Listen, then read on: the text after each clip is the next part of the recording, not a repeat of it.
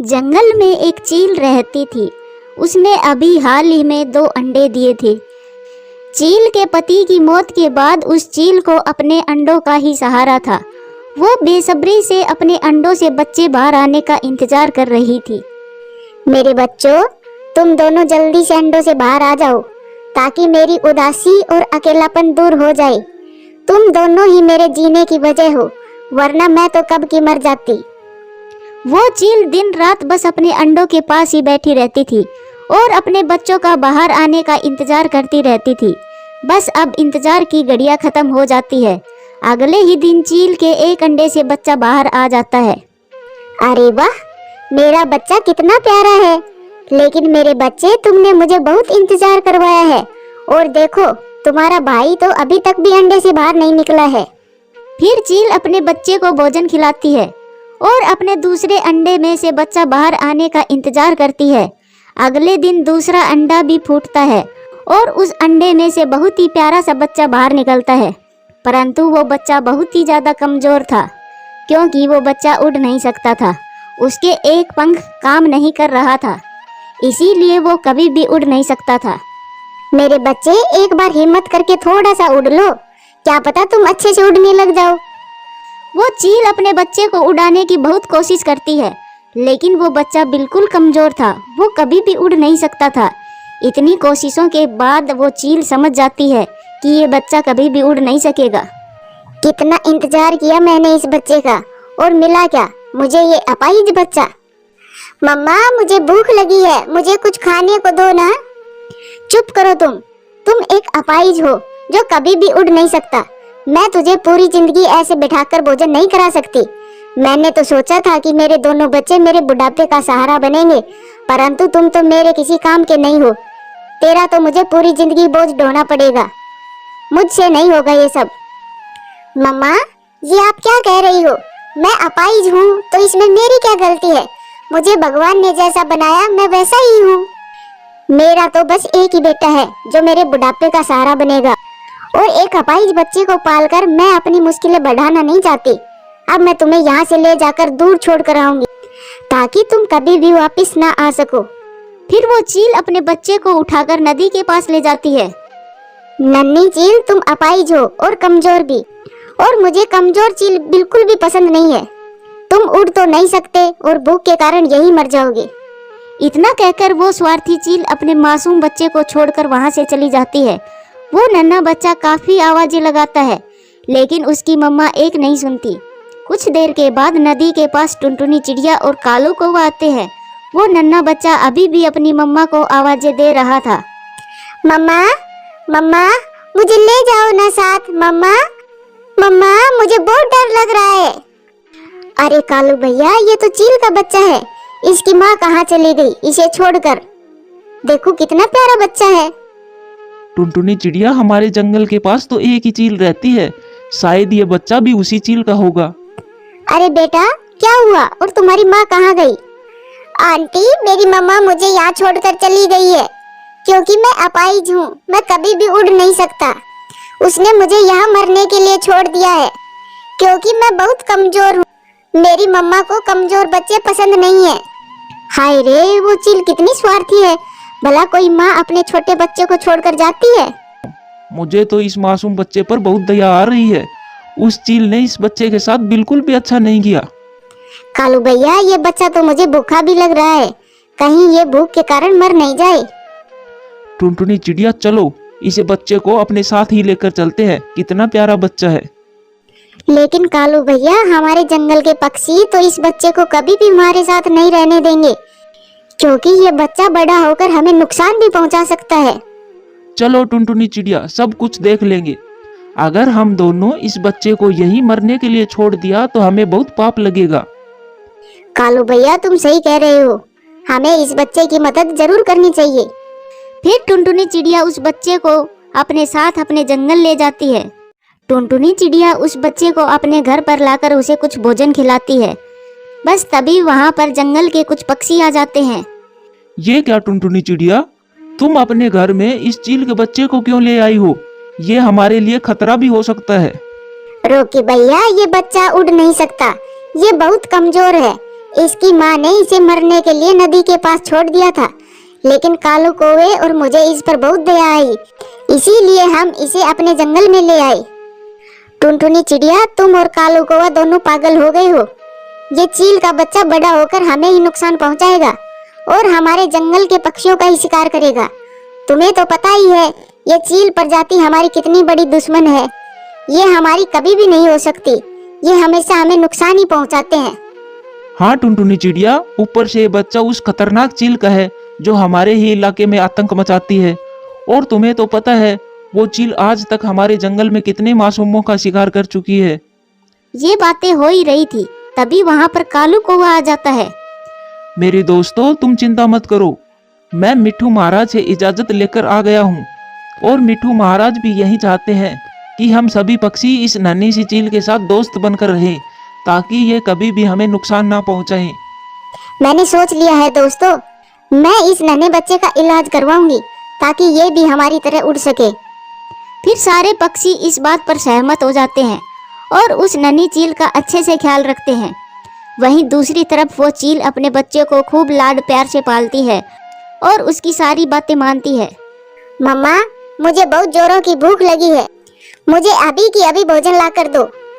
मेरे बच्चे, मैं बहुत ज्यादा थक गई हूँ, मैं थोड़ी देर के बाद भोजन लेकर आऊंगी। नहीं नहीं मम्मा, मुझे तो अभी भोजन चाहिए, मुझे भोजन ला कर दो। उस चील का बेटा काफी गुस्से वाला था और वो अपनी माँ की एक बात नहीं सुनता था। वहीं दूसरी तरफ सब पक्षियों ने उस नन्हे बच्चे के इलाज के लिए टुनटुनी चिड़िया के पास पैसे जमा कर दिए थे। और अगले दिन ही टुनटुनी चिड़िया उस नन्हे बच्चे का इलाज करवाने उल्लू वैद्य जी के पास जाती है।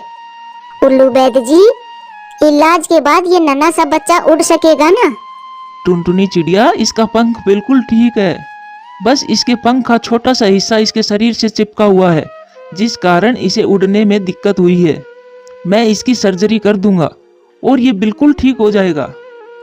कुछ देर के बाद नन्ही चील की सर्जरी हो जाती है और वो बच्चा बिल्कुल ठीक हो जाता है। अरे वाह, अब मैं ठीक हो गया। टुनटुनी आंटी, अब मैं भी आपकी तरह उड़ूंगा। अरे वाह, अब मैं उड़ सकता हूँ। देखो कालू भैया, ये बच्चा कितना खुश हो रहा है। हाँ टुनटुनी चिड़िया, मुझे बहुत ज्यादा खुशी है कि हम इस बच्चे के कुछ तो काम आए। दोस्तों, आप सबका बहुत बहुत शुक्रिया, आप सबने मेरे पंख ठीक करवा दिए, वरना मेरी माँ ने तो मुझ पर बिल्कुल भी दया नहीं की और उसने मुझे मरने के लिए छोड़ दिया था। फिर ऐसे ही कुछ साल गुजर जाते हैं और वो चील का बच्चा बड़ा हो गया था। वो बड़ा होकर जंगल में रहने वाले पंछियों की सुरक्षा करता था, ताकि कोई चील आकर पंछियों का शिकार ना करे। वहीं दूसरी तरफ वो चील अपने बेटे की सेवा कर करके बूढ़ी हो चुकी थी। मेरे बेटे, अब मैं बूढ़ी हो चुकी हूँ, अब मुझसे भोजन भी नहीं लाया जाता, अब तो मुझसे उड़ा भी नहीं जाता। मैं थोड़ा सा भी उड़ती हूँ तो थक जाती हूँ, इसीलिए बेटा अब से भोजन तुम ढूंढ कर लाया करो। अरे मम्मा, ये आप क्या कह रही हो? आपसे उड़ा नहीं जाता, इसका मतलब आप मेरे किसी काम की नहीं रही। मुझे सब याद है मम्मा, मेरा छोटा भाई उड़ नहीं सकता था, इसी वजह से आप उसे कहीं छोड़ आई थी और वो आपके किसी काम का नहीं था ना, इसी वजह से आपने उसे अपने पास नहीं रखा। मम्मा, अब आप भी मेरे किसी काम की नहीं हो, चली जाओ यहाँ से, मुझे अब आपके साथ नहीं रहना, तुम तो मुझ पर बोझ बन गई हो। बेटा, मैंने तेरी हर इच्छा पूरी की और बेटा तुम ही तो मेरे बुढ़ापे का सहारा हो।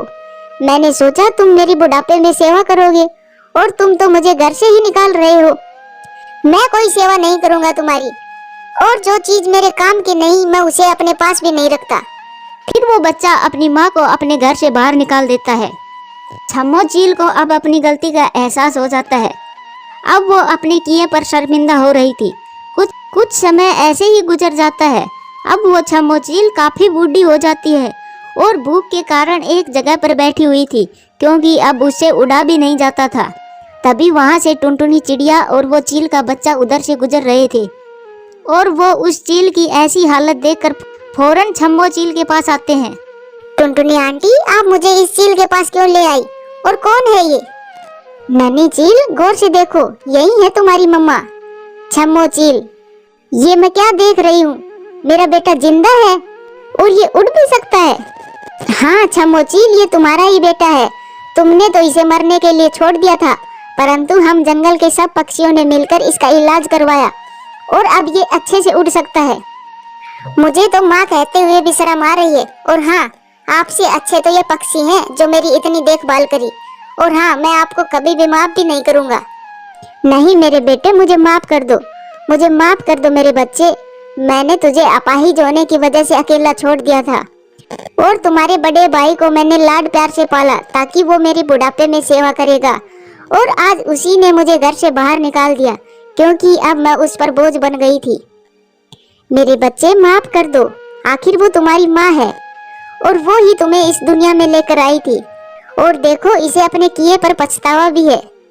फिर टुनटुनी चिड़िया के कहने पर वो बच्चा अपनी माँ को माफ कर देता है और अपने साथ अपने घर ले जाता है। फिर टुनटुनी चिड़िया, छम्मो चील और उसका बच्चा खुशी खुशी रहने लगते हैं। प्यारे दोस्तों, कहानी कैसी लगी कमेंट्स करके जरूर बताना। ये कहानी सुंदरवन जंगल की है। इस जंगल में रॉकी कबूतर अपनी पत्नी टुनटुनी और 2 बेटियों के साथ रहता था। रॉकी कबूतर जंगल में मिट्टी के खिलौने बेचा करता था, लेकिन आजकल उसके खिलौने बहुत ही कम बिक रहे थे। एक दिन अचानक से तेज बारिश शुरू हो जाती है। रॉकी कबूतर अपने परिवार के साथ घोंसले में बैठा हुआ था, लेकिन बारिश इतनी तेज हो रही थी कि जंगल में बाढ़ आ जाती है। रॉकी जी, ये बारिश इतनी तेज हो रही है, कहीं ऐसा ना हो ये बारिश का पानी हमारे घोंसले में ना टपकने लगे। टुनटुनी, तुम चिंता मत करो, कुछ भी नहीं होगा। भगवान के लिए तुम ऐसा कुछ भी मत बोलो। इसी तरह 2 दिन बीत जाते हैं, लेकिन बारिश रुकने का नाम नहीं ले रही थी। इसी तेज बारिश के पानी की वजह से कई पक्षियों के घोंसले भी बह जाते हैं और टुनटुनी के घोंसले से भी पानी टपकने लगता है। तभी उसके घोंसले में दरार भी आ जाती है। टुनटुनी, दोनों बच्चियों को लेकर जल्दी से घोंसले से बाहर निकलो। अगर घोंसले में ज़्यादा पानी भर गया तो हम इसी में डूबकर मर जाएंगे। ये कहकर रॉकी कबूतर अपने परिवार को लेकर बाहर आ जाता है, तो वो देखते हैं कि बाहर बहुत ज़्यादा पानी भरा था। तभी टुनटुनी कहती है, हे भगवान, बाहर तो इतना ज्यादा पानी भरा है और हमारा घोंसला भी टूट गया है। अब हम सब कहाँ जाएंगे? टुनटुनी, तुम चिंता मत करो, हम सब बारिश रुकने तक इस पेड़ की डाल पर ही बैठे रहते हैं। जब बारिश रुक जाएगी तब हम कुछ सोचेंगे। फिर अगले दिन बारिश रुक जाती है और बाढ़ का पानी भी कम हो जाता है। तब टुनटुनी अपने पति से कहती है, रॉकी जी, अब हम क्या करेंगे? हमारा तो बसा बसाया घर भी टूट गया है। हम अपनी बच्चियों को कहाँ रखेंगे? हम दोनों तो बाहर भी रह लेते। टुनटुनी, तुम चिंता मत करो, हम अपना नया घर बना लेंगे। रॉकी जी, आपको पता भी है या नहीं, नया घर ऐसे ही बातों में तो नहीं बन जाएगा। आपको पता है नया घर बनाने के लिए कितने पैसे खर्च होते हैं और इतने सारे पैसे हम कहाँ से लाएंगे? टुनटुनी, जरूरी थोड़ी है हम अपना घर ईंट और पत्थर से ही बनाएं। हम अपना मिट्टी का घर बनाएंगे और मिट्टी हम जंगल से ले आएंगे। दोनों पति पत्नी ऐसा सोचकर मिट्टी लेने जंगल में जाने ही वाले थे। तभी उनकी बड़ी बेटी चिंकी कहती है, मम्मा, मैं भी आपके साथ चलूंगी और मैं आपकी कुछ मदद कर दूंगी। नहीं बेटी चिंकी, तुम हमारे साथ नहीं जाओगी, तुम यहीं रहो और अपनी छोटी बहन गुड़िया का ध्यान रखो। हम जल्दी ही वापस आ जाएंगे। ये कहकर दोनों वहां से चले जाते हैं और इधर चिंकी चिड़िया अपनी बहन का ध्यान रख रही थी। तभी अचानक से उसकी छोटी बहन गुड़िया रोने लगती है। गुड़िया, मत रो, बताओ तुम्हें क्या हुआ है? तुम्हें कुछ चाहिए क्या? दीदी, मुझे बहुत जोरों की भूख लगी है, मुझे खाना चाहिए। तू यहीं रुक गुड़िया, मैं तेरे लिए कुछ खाने को लाती हूँ और तू यहाँ से कहीं जाना मत, ठीक है? ये कहकर चिंकी चिड़िया वहां से चली जाती है और गुड़िया को वहीं बिठाकर छोड़ जाती है। वहीं दूसरी तरफ एक शिकारी चील अपने भोजन की खोज में घूम रहा था। तभी उसकी नज़र गुड़िया पर पड़ती है और वो उसके पास आ जाता है। वो गुड़िया को खाने ही वाला था। तभी गुड़िया उसे कहती है, चील भैया, मुझे मत खाओ, मैं अभी बहुत छोटी हूँ, मैं मर जाऊंगी, मुझे मत खाओ। अरे छोटी चिड़िया, मैं तुझे ऐसे कैसे छोड़ दूंगा? मुझे भी तो जोरों की भूख लगी है और वैसे भी मैंने कई दिनों से चिड़िया का मांस नहीं खाया है, इसलिए मैं तुझे नहीं छोड़ूंगा। चील भैया, मैं आपसे विनती करती हूँ, मुझे मत खाइए। मैं अभी मरना नहीं चाहती, मैं अभी जीना चाहती हूँ। ए छोटी चिड़िया, मैं तुझे कभी नहीं छोड़ूंगा। चुप हो जा तू। मैं अपने शिकार पर कभी भी रहम नहीं करता और ना ही तुझ पर रहम करूंगा। ये कहकर वो शिकारी चील गुड़िया चिड़िया को आधा खा लेता है। आधा खाने के बाद कहता है, अरे वाह, इस छोटी सी चिड़िया को खाकर तो मजा ही आ गया। चलो, आज का नाश्ता तो हो गया, अब मुझे यहाँ से चले जाना चाहिए। अगर मुझे यहाँ पर किसी ने देख लिया तो कल का भोजन नहीं मिलेगा। ये कहकर वो चील वहां से चला जाता है और गुड़िया को आधा खाया हुआ वहीं पर छोड़ जाता है। फिर थोड़ी ही देर बाद चिंकी चिड़िया आ जाती है तो वो देखती है अपनी बहन को ऐसे जमीन पर पड़ा देखकर वो डर जाती है। गुड़िया, तुझे क्या हुआ? देख, मैं तेरे लिए भोजन ले आई। गुड़िया, उठ जा, क्या हुआ तुझे? ऐसा कहकर चिंकी चिड़िया जोर जोर से रोने लगती है। थोड़ी ही देर बाद रोकी कबूतर व टुनटुनी चिड़िया मिट्टी लेकर वहां आ जाते हैं। जब वो दोनों अपनी बेटी को ऐसा पड़ा हुआ देखते हैं तो टुनटुनी रोने लगती है। चिंकी बेटा, गुड़िया को क्या हुआ? इसका इतना खून क्यों निकल रहा है? और इसकी ऐसी हालत किसने की? बता मुझे। मम्मा, मुझे कुछ भी नहीं पता। गुड़िया को भूख लगी थी तो मैं इसके लिए दाना लेने गई थी और जब वापस आई तो देखा गुड़िया की ये हालत है। उन दोनों की ये बातें सुनकर रोकी कबूतर कहता है, टुनटुनी, मुझे लगता है हमारी बेटी को किसी शिकारी चील ने खा लिया है। अब जो हो गया सो हो गया। चलो, अब हम अपना मिट्टी का घर बनाना शुरू करते हैं। हाँ रोकी जी, आपने सही कहा। वैसे भी बारिश का मौसम शुरू हो चुका है। मैं अपनी एक बेटी को तो खो चुकी हूँ, अब मैं दूसरी बेटी को नहीं खोना चाहती। फिर उसके बाद वो अपना घर बनाना शुरू करते हैं। तभी रोकी कहता है, टुनटुनी, मैं जंगल से लकड़ियां लेने जा रहा हूँ, तब तक तुम अपना घर बनाना शुरू करो, क्योंकि बारिश शुरू हो भी गई तो हम अपना तंबू बना लेंगे, जिससे हमारे ऊपर बारिश का पानी नहीं आएगा। अच्छा ठीक है रोकी जी, आप जाओ, तब तक मैं अपना घर बनाना शुरू करती हूँ। ये कहकर रोकी कबूतर जंगल से लकड़ियां लेने चला जाता है और इधर टुनटुनी चिड़िया अपना घर बनाना शुरू कर देती है। कुछ ही देर बाद उसका थोड़ा सा घर बन जाता है। जब रोकी लकड़ियां लेकर आता है तो उनसे वो तंबू बना लेते हैं। जैसे ही वो तंबू बना लेता है तभी तेज बारिश शुरू हो जाती है। टुनटुनी, मैंने ये तंबू एकदम सही समय पर बनाया है। अगर मैं ये तंबू नहीं बनाता तो इस तेज बारिश की वजह से हमारा मिट्टी का घर जितना भी बना है वो सब भी टूट जाता। इस तरह वो तीनों पूरी रात बाहर ही गुजारते हैं। अगले दिन बारिश रुक जाती है तो फिर से वो दोनों अपना घर बनाना शुरू कर देते हैं और कुछ दिनों की मेहनत के बाद उनका मिट्टी का घर बनकर तैयार हो जाता है।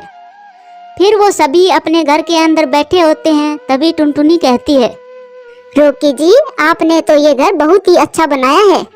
अब हम अपनी बेटी के साथ अच्छे से इस घर में रह सकते हैं। हाँ टुनटुनी, हमारा घर बहुत ही अच्छा बना है और इस घर के अंदर कितनी ठंडक भी है, हमें गर्मी भी नहीं लगेगी। हाँ पापा, हमारा महल परियों के महल जैसा है। फिर रोकी कबूतर अपने परिवार के साथ खुशी खुशी मिट्टी के घर में रहने लगता है। प्यारे दोस्तों, कहानी कैसी लगी कमेंट्स करके जरूर बताना।